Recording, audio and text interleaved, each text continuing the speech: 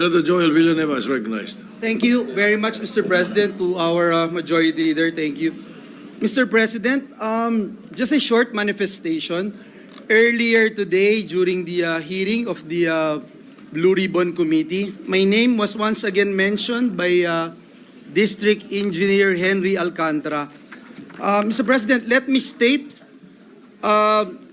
this clearly at the very start. I am fully prepared to be investigated on these allegations. I have nothing to hide, and I welcome any inquiry that will bring out the truth. Mr. President, in fact, if we carefully review what transpired this morning, it was clear, very clear, from Mr. Alcantara's own statement that, number one, Mr. President, Mr. Alcantara said, hindi po ako nag-request ng kahit anong flood control project. Sinabi din po niya, wala po akong alam at hindi rin po ako kailanman sinabihan tungkol sa mga proyektong yan. Ang request po ng representasyong ito ay multipurpose buildings para sa aking mga kababayan sa Bulacan at hindi po flood control. Sinabi niya po yan. Sinabi rin po at inamin ni District Engineer Alcantara na may tulong daw siyang pinaabot pero hindi po sa akin, sabi po niya. At siya na rin po mismo ang nagsabi na wala po akong alam doon. Pero ayan, Mr. President, basta binanggit lang po yung pangalan natin, mentioned my name, operative word, mentioned. Mr. President, ano po ba ito? Masabi lang po yung pangalan natin at idadawit po tayo sa flood control issue kahit ang mismong testigo na ang nagsabi po na wala po akong alam. Mema lang, may masabi. I am ready, Mr. President, and my office is ready to be investigated that the truth may come out. At katulad po ng pagdalo ko kanina, Ginoong Pangulo, sa ICI, nakahanda rin po akong bigyang linaw ang mga bagay na ito sa anumang forum o lugar at patunayan na mali, malisyoso at pawang kasinungalingan lamang ang ipinupukol po sa ating pangalan. Maraming salamat, Ginoong Pangulo. It's just a manifestation, Mr. President. I am not availing of the privilege hour. Mr. President, I cannot, in good conscience, let the remarks made earlier by our colleague, Senator Francis Pangilinan, during the Blue Ribbon Committee pass without rebuttal. His comments, while not naming us directly, were laced with insinuations, clearly aimed at me and former Senator Bong Revilla, and the legal ordeals I have already faced. With due respect, such statements are not only unfair, they are malicious and utterly uncalled for. Mr. President, let me put on record. Hinarap ko po ang mga kasong isinampa sa akin. Dumaan ako sa mahabang panahon ng paglilitis, pagkakakulong, at pati na ang mabigat na stigma na idinulot nito. Hindi lamang sa akin, kundi maging sa mga miyembro ng aking pamilya na taon ding nagtiis ng pangungutya, pangmamaliit at panghusga. Sa huli, napatunayan na walang sapat na batayan ang mga ipinukol sa akin na mga akusasyon. Hindi ko kailanman nanaisin na pagdaanan ito ng sino man sa aking mga kasamahan dito ngayon. Mr. President, the courts have spoken with finality. To cast doubt on these decisions is not only an insult to me personally, but a dangerous affront to the judiciary. It undermines the very foundation of our justice system and erodes public trust in due process. Ginoong Pangulo, hindi ako tutol sa sinasagawang pagdinig ng Blue Ribbon Committee. Ngunit, hindi ko pahihintulutan na ang kasalukuyang issue ay gamitin upang idikit muli sa akin ang mga maling paratang at sadyang impluwensyahan ang opinyon ng publiko. Ang mga kasong may kinalaman sa PDAF ay naresolba na ng korte matapos ang masusing proseso ng batas. To insinuate otherwise is nothing less than an attempt to rewrite history and to malign the integrity of the judicial process. I urge my colleagues to exercise prudence, fairness, and much of all, respect. I too deserve to be heard and to defend myself, whether in this august chamber or before any court of law. I am more than ready to dismantle the baseless lies being peddled in the Blue Ribbon Committee, come hell or high water. And I will not allow discredited narratives to be weaponized for political grandstanding. I will not allow my honor, hard-earned and vindicated by the courts, to be sullied by careless remarks. And I hope the committee, the Blue Ribbon Committee, will expunge from the record such malicious and unwarranted remarks that serve no purpose but to malign and mislead. Thank you, Mr. President. Thank you, Senator Serrano. Majority Leader, Senator Padilla is recognized. Maraming salamat po, Ginoong Pangulo at sa ating pinunong mayorya. Ginoong Tagapangulo, mga kasamahan, nais ko lamang pong magpahayag ng saloobin hinggil po sa ilang mga pahayag sa pagdinig ng Blue Ribbon Committee kaninang umaga. Nalubhang nakakabahala po. Na tila nagpaparating na maari nating isang tabi ang umiiral na batas upang magbigay daan sa ikasisiya ng taong bayan. Bagamat lubos ko pong nauunawaan ang pangingibabaw ng kalooban ng taong bayan, meron po tayong mga demokratikong mekanismo upang isakatuparan ito. Isipin natin ang posibleng maging epekto nito sa ating mga komunidad, lalo na po sa mga lugar na matagal na pong pinagsisikapan itaguyod ang kapayapaan at kaayusan. Halimbawa na lang po sa Mindanao, patuloy po tayo na nagpapaalala sa ating mga kababayan doon na sumunod sa batas, na ang batas ay para sa lahat. Ang batas ay hindi hadlang sa kalayaan. Ito ang saligan ng isang sibilisado at maayos na lipunan. Ito ang nagbibigay sa atin ng proteksyon, nagtatakda ng ating mga karapatan, at ang nagpapanatili ng kapayapaan. Bilang mga mambabatas, tayo po ang dapat na unang tagapagtanggol ng batas, hindi ang unang lilihis.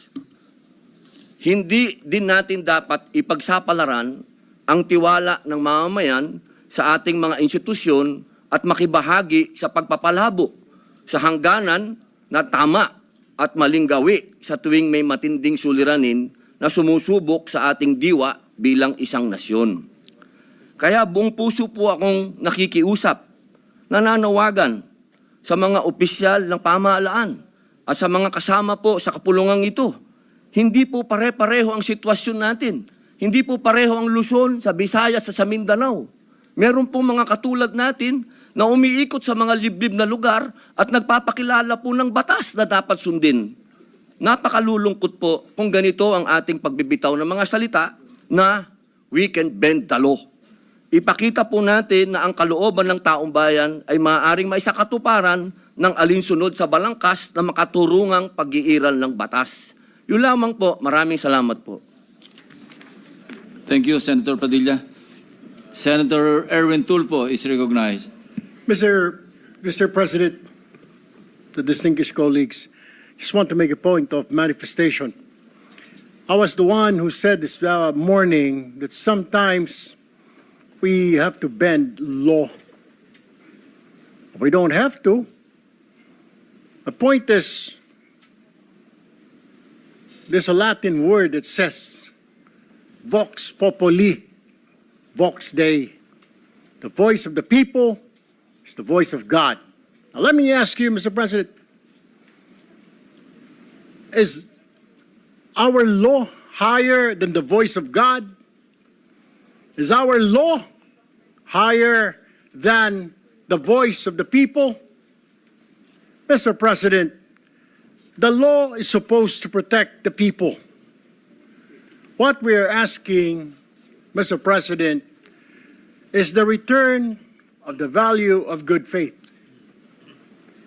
I understand, Mr. President, what the gentleman from Pampanga this morning was saying, that it is not a requisite to return the money na kinuha po ng mga kontraktor, ng mga kumita po sa flood control project, Mr. President. Tama po yun, hindi po. At meron pong prosesong sinusunod tayo na kailangan sundin. Pag gumulong na yung batas, hayaan ang korte ang magsabi, Mr. President, tens of thousands of people went out last Sunday. Narinig ko po, hindi ko po alam kung yung mga kasama natin narinig. Narinig ko po yung sigaw ng taong bayan. Ibalik ang pera namin. Malinaw po. And I was asked by a reporter, by an interview, your comment. I said the message is loud and clear, Mr. President. Ayusin natin sa gobyerno ang ating mga trabaho. Iwasan pong mahulog sa korupsyon. The people are demanding that these people, contractors, DPWH officials, including politicians who made wealth, kumita po sa flood control, na kung maaari isoli nila ang kanilang ninakaw sa bayan. And I think that is the right thing to do. Ang problema kasi, Mr. President, kung susundin natin ang batas, alam naman po natin ang pagdinig sa ating bayan ay buwan at taon ang inaabot. Baka pagdating po sa dulo, wala na pong makuha ang gobyerno sa mga taong ito. My only point, Mr. President, is the people were asking, the people are demanding. Isole yung pera na ninakaw sa kanila. Meron po tayong batas. True enough, Mr. President, I don't disagree. There is a process. May proseso, tama din po. Paano naman po yung sigaw ng taong bayan? How can we pacify the clamor, the anger of the population, Mr. President? I have no answer. My only answer, Mr. President, is isoli po ninyo ang inyong ninakaw. No ifs and buts.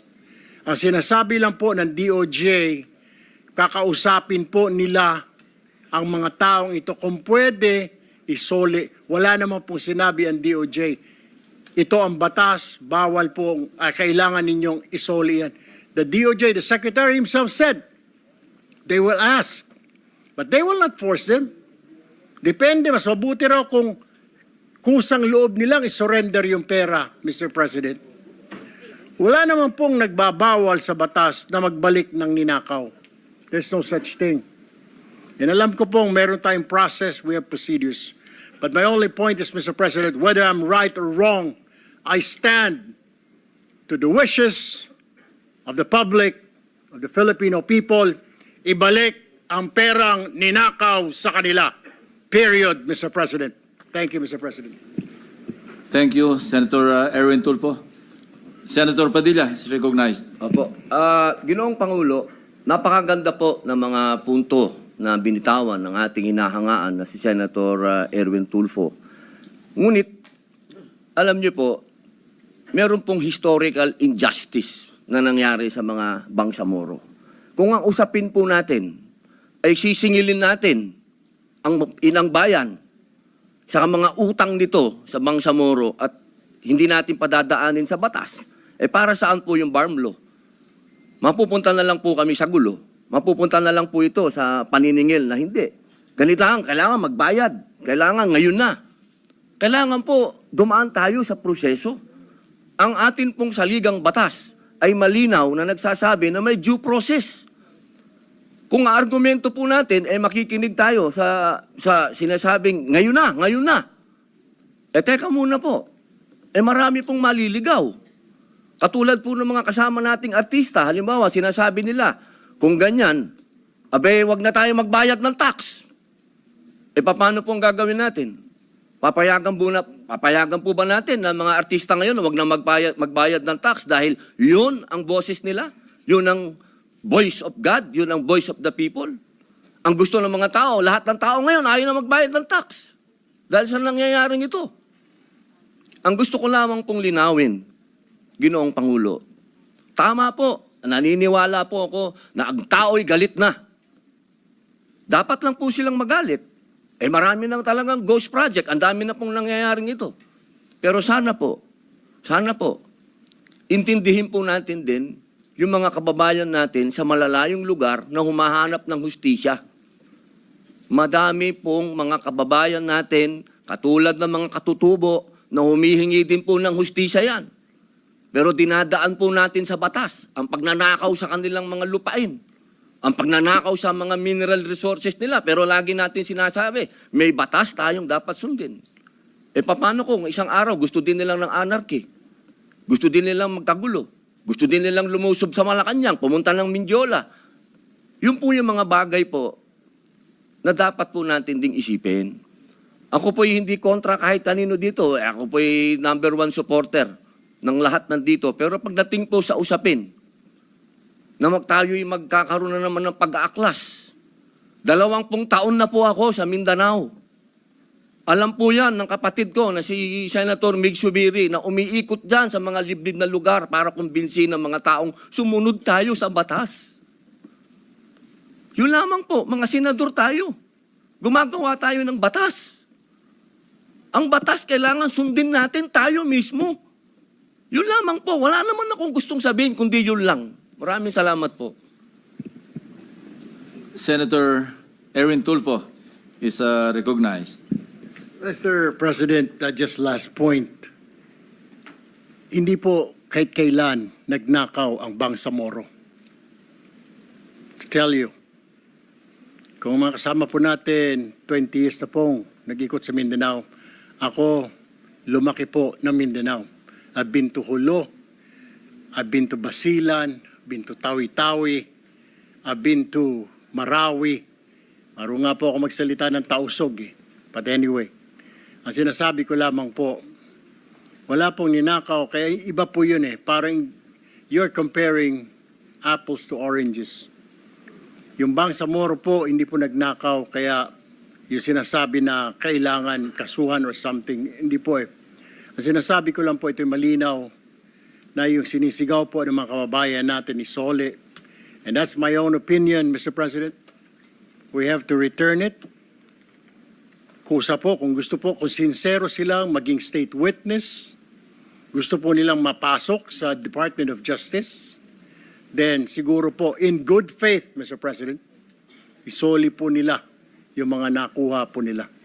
That is all, Mr. President. I have no further statements. Thank you, Mr. President. Thank you, Senator Erwin Tulfo. Majority Leader. Kami ang boses ng masa, hindi natatakot. Katotohanan lang, di kami nalulunod. Walang bahid ng sismis, lahat ay totoo. Kahit sino ka pa, pag mali ka, babanatan ka. Walang pinipili kulay, wala kaming kinikilingan. Basta para sa bayan, kami lalaban.